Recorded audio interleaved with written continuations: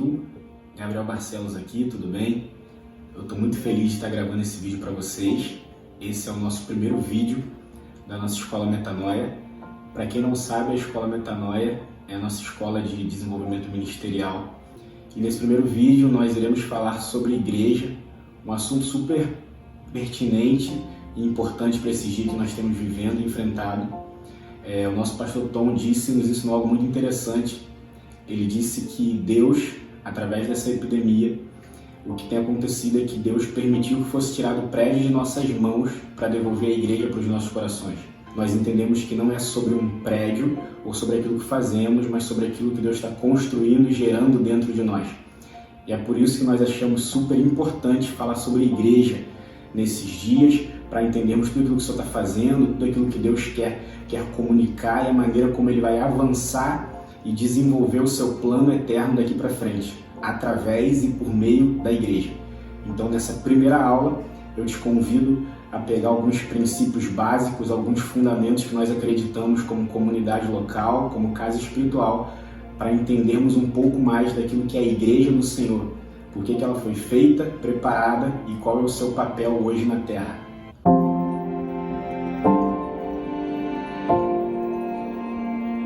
Eu quero começar falando que a igreja sempre foi o sonho de Deus. A maneira de Deus se revelar, ou seja, Deus mostrar quem Ele é, esse sempre foi o seu sonho desde o começo. Se a gente olhar desde o princípio da criação, a gente vai ver Adão, Gênesis 1, que é feito à imagem e semelhança de Deus. Ou seja, no meio de toda a natureza criada, no meio de todo o universo criado, Deus coloca alguém, Deus coloca algo, um homem, que é a sua imagem e semelhança. Ou seja, é como se Ele estivesse mostrando para toda a criação quem Ele era, o que Ele pensava, a maneira com que Ele fazia, o que Ele entendia de ser gente, da maneira de se relacionar, de se desenvolver. Então, no meio da criação, Adão é a glória de Deus. Gênesis 1 deixa isso bem claro, o homem é feito à imagem e semelhança de Deus, seus atributos físicos e seus atributos morais. No meio da criação, Deus se revela através do homem. Depois nós vemos Jesus. João, capítulo 1, vai falar que Ele foi a manifestação da glória. Nós olhamos para o unigênito de Deus e vimos a sua glória vindo diretamente do Pai. Ou seja, no meio dos homens, Jesus, o Verbo encarnado, a imagem do Deus invisível, passa a tabernacular entre os homens e agora Ele é a expressão real de quem Deus é. E depois da ascensão de Jesus, nós vemos a igreja sendo estabelecida e instituída. E hoje o mundo, quando olha para a igreja, deve ver a imagem de Deus refletida em nós. Ou seja, Adão para a criação, Jesus para os homens e a igreja para o mundo. Tem o mesmo e o importante papel de manifestar e demonstrar a glória de Deus. Ser uma expressão exata daquilo que Deus pensa, daquilo que Deus fala, daquilo que Deus age em meio às circunstâncias que estão inseridos. O sonho de Deus é e sempre foi se revelar. E para isso, Ele se revela pelo meio de algo ou por meio de alguém. Seja Adão, seja Jesus ou seja a igreja, nós temos o mesmo papel sacerdotal, que é revelar a glória de Deus. Por exemplo, quando a gente olha para Adão, no meio da criação, a gente vê que Adão é a expressão da glória de Deus. Ou seja, Gênesis capítulo 1 vai falar que Deus cria Adão à sua imagem e semelhança. Ou seja, Adão recebe de Deus todos os seus atributos físicos e morais. Toda vez que Adão se relacionava com a criação, toda vez que Adão se relacionava com qualquer espécie criada, ele era para aquilo a manifestação da glória de Deus. Quando Adão andava em meio à natureza, quando Adão andava em meio à plantação, quando Adão estava perto dos animais, os animais viam em Adão a glória de Deus. E isso é incrível porque tudo que Adão revelava ou tudo que Adão manifestava era resultado daquilo que ele recebia do próprio Deus. Então Adão era única e exclusivamente o canal, o filtro por onde a glória de Deus passava até chegar a toda a criação. Esse era o seu papel primário. Ter um encontro com Deus e a partir do encontro que ele tinha com Deus, tudo que ele recebia de Deus, ele manifestava e ele revelava para toda a criação. Depois, num segundo âmbito, no segundo ponto da história, nós vemos Jesus com o mesmo papel sacerdotal de Adão, mas agora Jesus vem de maneira encarnada, Deus de forma literal no meio dos homens, com a mesma função. Tudo aquilo que ele recebia do Pai, ou seja, Jesus diz que ele só faz aquilo que vê o Pai fazer. Tudo aquilo que ele recebia do Pai, ele dava, ele deixava de acesso aos homens. A Bíblia vai falar que Jesus vem em nosso meio, ele tabernaculou entre nós. Ou seja, Jesus é a morada de Deus, não mais física, não mais teórica, mas agora de forma literal, viva e funcional. Deus, através de Jesus, manifesta a sua glória. Deus toca no homem, Deus abraça o homem, Deus se relaciona com o homem, Deus ama o homem e isso se dá na pessoa de Jesus. Assim como Adão refletia para a criação a glória de Deus, Jesus agora anda no meio dos homens, refletindo para todos a glória do seu Pai. João capítulo 1 deixa isso bem claro, que diz que nós vimos o esplendor do unigênito, vimos a sua glória vindo diretamente do Pai. E quando Jesus sobe aos céus, ele deixa esse papel para a igreja. Por isso é fundamental nós entendermos a missão e a vida de Jesus, para poder entender a missão e a vida da igreja. Hoje o papel da igreja, assim como Adão no Éden, assim como Jesus em seu tempo, o papel da igreja hoje é manifestar a glória de Deus para o mundo. Toda vez que o mundo olhar para a igreja, ela precisa ver a glória de Deus.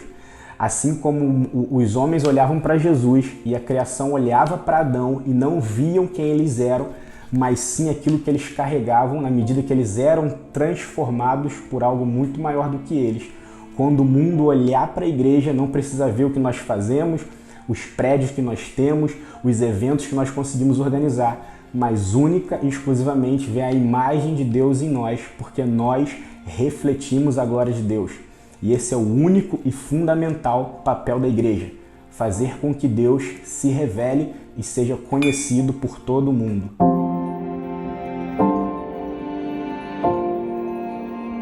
Lembrando que nós estamos aqui para entender o real sentido de ser igreja.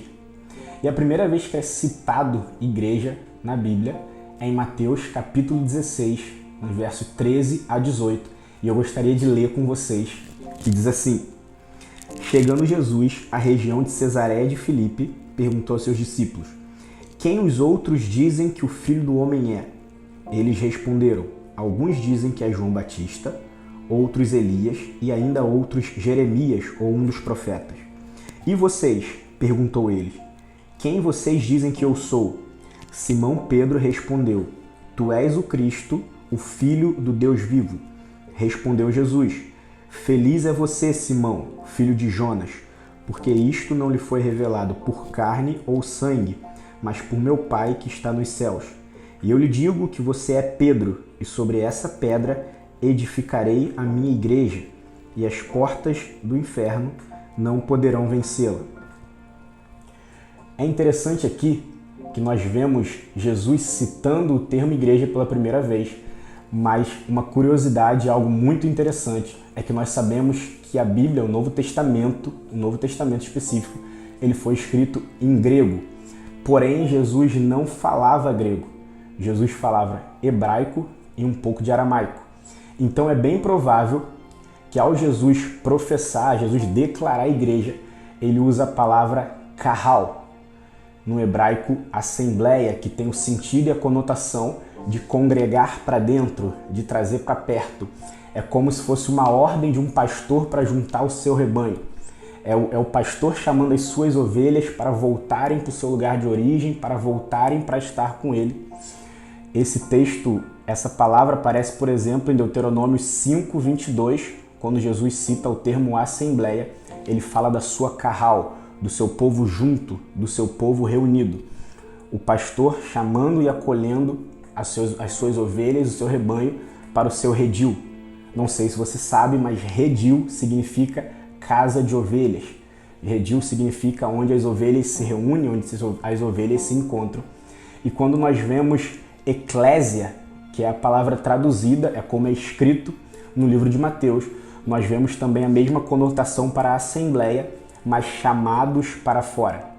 O interessante aqui, e eu gostaria que você pensasse isso comigo, que durante toda a nossa vida, durante toda a nossa caminhada, nós fomos ensinados e nós aprendemos que chamados para fora fala de um pessoal que está dentro da igreja e num momento da sua vida, num momento do seu ministério, de repente tem um despertar e agora esse pessoal vai para fora das quatro paredes, como nós gostamos de falar. O pessoal sai da igreja e vai para a rua. Só que no sentido original da palavra está dizendo famílias, homens, saiam de suas casas, venham para fora e se reúnam num lugar público, se reúnam para uma assembleia pública. É como se Jesus aqui ele tivesse de maneira profética transicionando. Todo aquele povo que foi chamado para estar com Deus, todas as ovelhas que foram juntadas por Deus, agora em Jesus elas irão se reunir, mas num lugar público. É como se aquele povo específico, um tipo de gente específico, uma cultura específica, uma nação específica que Deus preparou, que Deus juntou, que Deus uniu. Agora na pessoa de Jesus, a ordem é: saiam desse lugar de preparo, saiam desse lugar de união, saiam desse lugar que vocês estão guardados e se reúnam, se juntam à Assembleia dos Santos. Todas as suas famílias, todos os homens, todos os sacerdotes dos lares se reúnam num lugar público para expressar de maneira muito mais poderosa a glória de Deus. Agora não mais em tendas, não mais em tribos específicas, mas agora algo tão poderoso, tão forte, tão verdadeiro, que não somente ficará reservado a judeus, mas também alcançará todos os gentios e chegará até nós hoje. Aquilo que Deus preparou para ele, aquilo que Deus trouxe bem para perto dele, na pessoa de Jesus, agora se manifesta com um único intuito: saiam, vão para fora e manifestem a glória de Deus. E como nós acabamos de ver, Mateus capítulo 16 fala da instituição ou da inauguração da igreja. E é muito interessante porque Jesus pergunta para os discípulos: quem dizem que eu sou? Quem a multidão diz que eu sou? Não porque Jesus tinha alguma crise de identidade ou porque ele não sabia quem ele era, muito pelo contrário, ele estava querendo saber se os discípulos sabiam quem eles estavam seguindo. Não para trás de uma multidão, ou atrás de um curandeiro, ou atrás de um homem que fazia milagres, mas se os discípulos tinham entendimento daquele que eles estavam indo atrás. Então eu imagino uma dúvida pairando ali, tomando conta do coração dos discípulos, até que Pedro diz: tu és o Cristo, o Filho do Deus vivo. E a chave para a gente entender a igreja é na resposta de Jesus, que ele diz: bem-aventurado és tu, Simão, e tu és Pedro, e sobre essa pedra eu edificarei a minha igreja. Então Jesus não edifica a igreja sobre a pessoa de Pedro, mas sim sobre a afirmação de Pedro.